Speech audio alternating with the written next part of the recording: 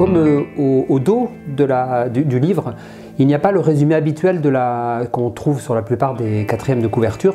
Je voudrais dire en quelques secondes de quoi parle cette histoire.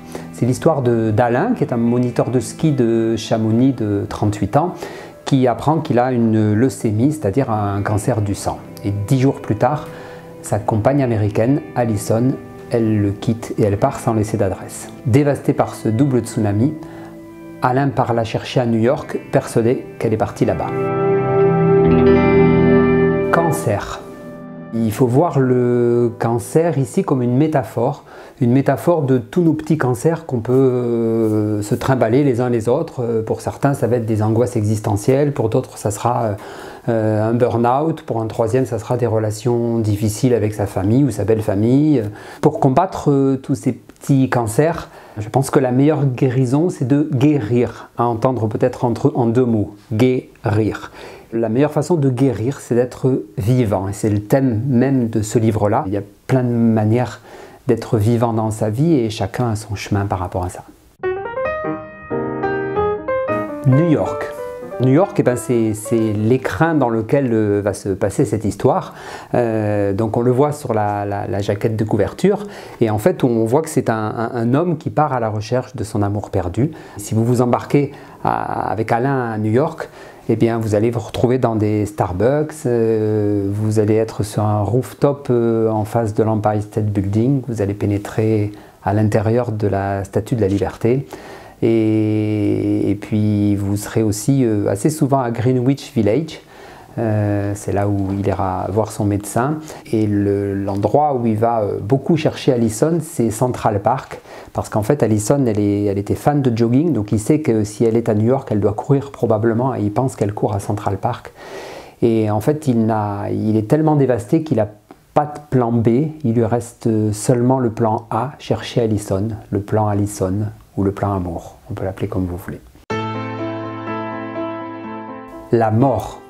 On peut croire que ce livre parle beaucoup de mort, la mort d'Alain possible puisqu'il a un cancer, la mort de leur relation puisque ça vient d'exploser, et même dans le titre, il y a le mot mourir dedans, et pourtant le thème principal de ce livre, c'est de vivre.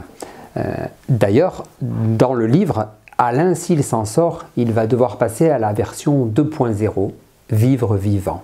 Et vivre vivant, ça peut être s'engager, prendre des risques, tenter de forcer le destin pour poursuivre ses rêves et essayer de vivre vraiment la vie qu'il a envie de vivre.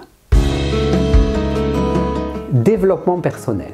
Quand on me demande quel est le style de mon livre, je réponds que c'est un roman initiatique ou un roman de développement personnel. Je ne fais pas beaucoup la différence entre les deux. Et les deux mots sont aussi importants l'un que l'autre. Développement personnel et roman. Si on fait qu'un livre de développement personnel, ça devient une thèse ou un essai, et ça peut être super intéressant, on peut apprendre plein de choses. La tête est nourrie, mais le cœur n'y est pas forcément rejoint. Si on fait attention qu'au roman, on va embarquer les gens dans une histoire, dans des personnages, dans des dialogues, dans des aventures qui vont peut-être plus toucher le cœur et les tripes des gens, mais qui ne vont pas forcément les éclairer sur un point de la vie ou sur un autre. Quand on fait un roman de développement personnel, on essaie de faire les deux. J'ai essayé de nourrir le cœur, de nourrir le cerveau. Il y a même un livre à l'intérieur du livre. Ça donne des passages comme ça où on sort du texte normal de l'histoire pour rentrer à l'intérieur d'un livre qui va être laissé dans le taxi de Alain, qui va devenir chauffeur de taxi pour mieux chercher Allison. Écriture. Souvent on dit que la vie commence à la naissance et finit à la mort.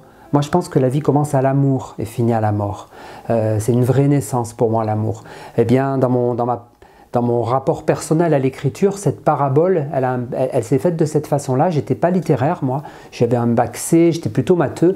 Et en fait, les premiers moments où j'ai écrit, c'est quand j'ai rencontré la femme qui allait devenir mon épouse, avec qui je suis toujours avec depuis 40 ans maintenant. Et en fait, c'est des premières lettres d'amour qui m'ont amené à l'écriture. Et si je réfléchis un petit peu, que je me demande aujourd'hui pourquoi est-ce que j'écris, ben, je pourrais dire que j'écris pour améliorer ma fin de mois, avec le jeu de mots que vous pouvez entendre derrière.